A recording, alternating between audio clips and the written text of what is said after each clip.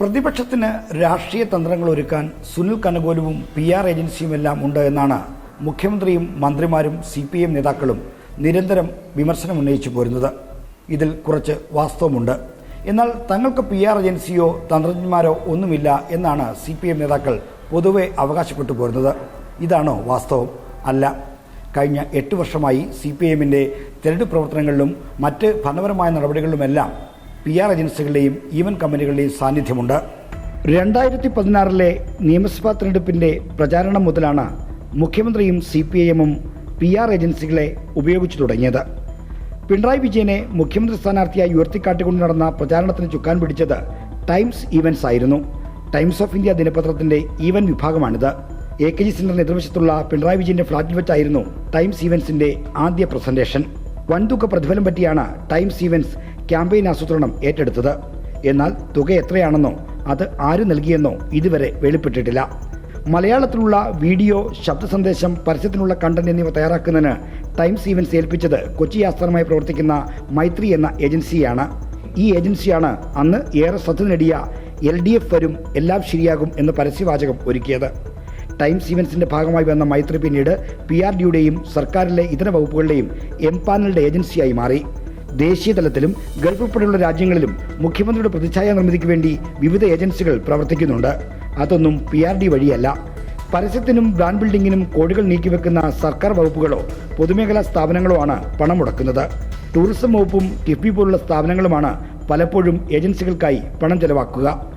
PRDയുമായി ഒരു ബന്ധവുമില്ലെന്നിരിക്കെ ഇപ്പോൾ വിവാദാഭിമുഖത്തിന് പിന്നണിക്കാരെന്ന് വെളിപ്പെട്ട കേസിനും ഏതെങ്കിലും സർക്കാർ ഏജൻസി തന്നെയാകും പണം നൽകുന്നത്. കോവിഡ് കാലത്തെ മുഖ്യമന്ത്രിയുടെ വാർത്താ സമ്മേളനങ്ങളിലും PR ഏജൻസികളുടെ സാന്നിധ്യമുണ്ടായിരുന്നു. ഏജൻസികളുടെ സഹായത്തോടെ കോവിഡ് കാല നടപടികൾ സ്വന്തം പ്രതിച്ഛായ വർദ്ധിപ്പിക്കാൻ ഉപയോഗിക്കുന്നുവെന്ന് പ്രതിപക്ഷം ആരോപണം ഉന്നയിക്കുകയും ചെയ്തിരുന്നു. അതിന് മറുപടിയായി മുഖ്യമന്ത്രി പറഞ്ഞത് ഇപ്പോൾ വൈറലാണ്. അത് ശരി, നിങ്ങൾ കുറച്ചു കാലമായല്ലോ ഇത് ഈ കയ്യിലും കുത്തി നടക്കുന്നു. ഇപ്പം പുതുതായിട്ട് വന്നതല്ലോ, ഞാനും കുറച്ചു കാലമായി കയ്യിലും കുത്തി ഇവിടെ നിൽക്കുന്നുണ്ട്. നമ്മൾ തമ്മിൽ ഇപ്പം ആദ്യമായിട്ട് കാണുകയല്ല, കുറേ കാലമായിട്ട് കണ്ടുകൊണ്ടിരിക്കുന്നുണ്ടല്ലോ. നമ്മൾ തമ്മിൽ എങ്ങനെയാണ് സംസാരിക്കേണ്ടത് എന്നതിന് മറ്റാരുടെയെങ്കിലും പെട്ടെന്ന് ഉപദേശം തേടി മറുപടി പറയാന്നുള്ള ശീലമാണ് എനിക്കുള്ളത് എന്ന് അത് സാമാന്യ ബുദ്ധിയുള്ളവരാരും പറയില്ല കേട്ടോ. ഇപ്പം നിങ്ങൾ ഒരുപാട് ചോദ്യങ്ങൾ ചോദിക്കുന്നില്ലേ? എന്നാൽ ഞാൻ ആ PR ഏജൻസിനെ ബന്ധപ്പെട്ട് എൻ്റെ ചെവിടി മറ്റേ നിങ്ങളെ ചവിട്ടിൽ ചിലപ്പോൾ വെക്കാറുണ്ട് സാധനങ്ങൾ. അങ്ങനെയൊന്നും എൻ്റെ ചവിട്ടിൽ ഇപ്പോൾ ഇല്ലല്ലോ. നിങ്ങൾക്ക് എന്ത് ചോദിക്കണമെന്ന് ചിലപ്പോൾ നിർദ്ദേശങ്ങൾ വരാറുണ്ടാവുമല്ലോ. അങ്ങനെ നിർദ്ദേശം വരാനുള്ള ഒരു സാധനം എൻ്റെ കയ്യിലില്ലല്ലോ. ഞാൻ ഫ്രീ ആയിട്ട് നിൽക്കുകയല്ലേ, നിങ്ങൾ ഫ്രീ ആയിട്ട് ചോദിക്കുകയല്ലേ. ഏതെങ്കിലും ചോദ്യത്തിന് ഞാൻ മറുപടി പറയാതിരിക്കുന്നുണ്ടോ? ഏതെങ്കിലും PR ഏജൻസിയുടെ നിർദ്ദേശത്തിന് കാത്തു നിൽക്കുകയാണോ ഞാൻ? എന്നെ ഈ നാടിനറിയില്ലേ? എന്നാൽ മുഖ്യമന്ത്രി ക്യാമറകൾക്ക് മുന്നിൽ ഈ പറഞ്ഞത് പച്ചക്കള്ളമാണ്. കോവിഡ് കാലത്തും മുഖ്യമന്ത്രിയുടെയും സർക്കാരിന്റെയും പ്രതിച്ഛായ കൂട്ടാൻ PR ഏജൻസികൾ പ്രവർത്തിച്ചിരുന്നു. അത് പരസ്യമായ രഹസ്യമാണ്.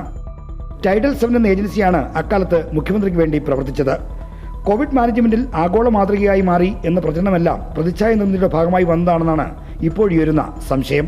PR ഏജൻസിയും ഈവന്റ് മാനേജ്മെന്റ് കമ്പനിയുമെല്ലാം ഇടത് രാഷ്ട്രീയത്തിൽ വിവാദമാകുന്നത് ഇതാദ്യമല്ല. 2012 CPIയുടെ സംസ്ഥാന സെക്രട്ടറി ആയിരുന്ന CK ചന്ദ്രപ്പനാണ് ആദ്യമായി CPIMന് നേരെ ഈവന്റ് മാനേജ്മെന്റ് എന്ന ആക്ഷേപം ഉന്നയിക്കുന്നത്. 2012 CPIയുടെയും CPMന്റെയും സംസ്ഥാന സമ്മേളനങ്ങൾ നടന്നത് ഏതാണ്ട് ഒരേ തീയതികളായിരുന്നു. സാധാരണ അങ്ങനെ സംഭവിക്കാറില്ല.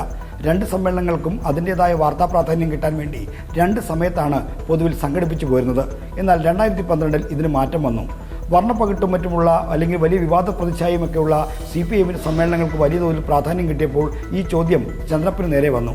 അപ്പോഴാണ് CPIMന്റെ പ്രചാരണത്തിലെ ചില പിഴവുകൾ ഉൾപ്പെടെയുള്ള കാര്യങ്ങൾ ചൂണ്ടിക്കാണിച്ചുകൊണ്ട് ചന്ദ്രപ്പൻ CPIMന് നേരെ ഈവന്റ് മാനേജ്മെന്റ് എന്ന ആക്ഷേപം തൊടുക്കുന്നത്. ഇത് കാര്യമായി CPM നേതാക്കൾ നിഷേധിച്ചതുമില്ല. Reporter R. ശ്രീജിത്തിന്റെ റിപ്പോർട്ടർ, തിരുവനന്തപുരം.